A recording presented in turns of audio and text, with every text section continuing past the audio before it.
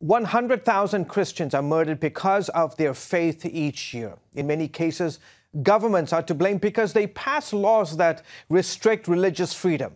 A few months ago, I had exclusive access to a gathering of secret believers inside a former Soviet republic and got this close-up look at what life is like for Christians who face daily persecution.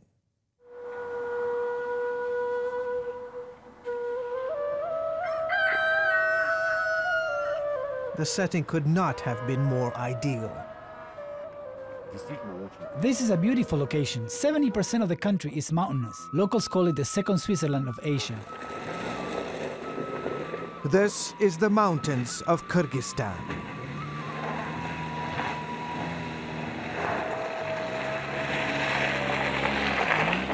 Our goal was to find a safe place away from the city to not draw attention of the authorities. For a few days, Vitali and a handful of Christians gathered in this secluded villa tucked away in the mountains, about a 2-hour drive outside the capital city, Bishkek. We worship, pray, and strategize how to effectively share the love of Christ in our countries. CBN News cannot show you their faces or reveal their real names for security reasons. In this room are secret believers from Kyrgyzstan, Uzbekistan, Kazakhstan, and Tajikistan, all former Soviet republics in Central Asia, experiencing a rising tide of hostilities against believers. All are members of a Christian ministry that's reaching young people in the former Soviet Union. It is practically impossible to openly share about Jesus Christ. Doing so will get you beaten, arrested, or killed. Marat is a youth leader from Uzbekistan. Last year was a difficult year for you. Fortunately, I wasn't arrested, but I was repeatedly interrogated by secret police, accused of gathering people in my house. They said that what I was doing is illegal. He runs an informal Christian school training Uzbek leaders. The pressure is unrelenting. You can't relax. You're constantly under stress. You cannot trust anyone because you don't know if they'll turn you in or accuse you of proselytizing. Daoud is from Kazakhstan, the largest of the 5 Central Asian countries.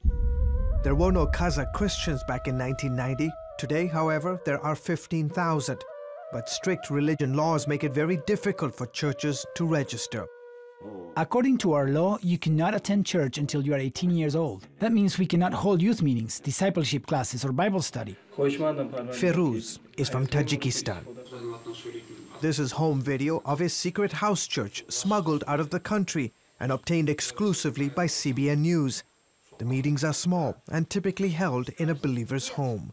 The people in this video know exactly what's at stake. Our parents taught us from childhood that one day we may have to sacrifice our lives. 7 million people live in Tajikistan. 1,000 of them are Christian. Each life counts. God says, be thankful every day, rejoice in every soul that comes into heaven. That's what keeps us going, one life at a time.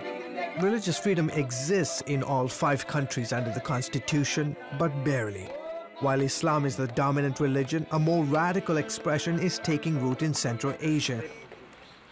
Dmitry Kabak is a human rights lawyer in Bishkek.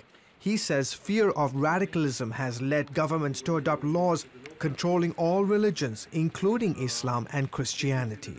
Groups from Saudi, Turkey, and elsewhere come in with a different interpretation and practice of Islam. That worries the authorities. Some of the radical groups have engaged in terrorist activities.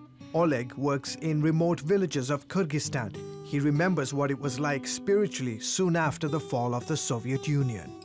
There was a lot of freedom in the 90s. People could openly share the gospel. But eventually, Islam started to make a move and gain influence. Up here in the mountains of Kyrgyzstan, the horse is another popular mode of transportation, especially to get around some of these tough terrains and these steep hills.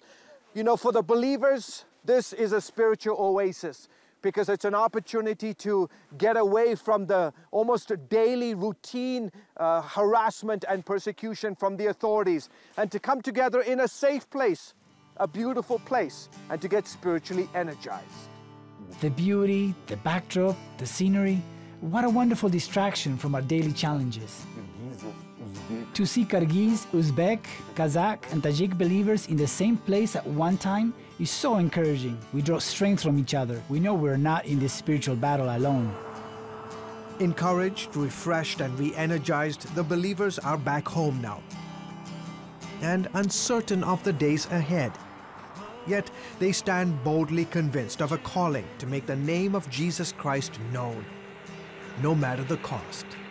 George Thomas, CBN News, somewhere in the mountains of Kyrgyzstan.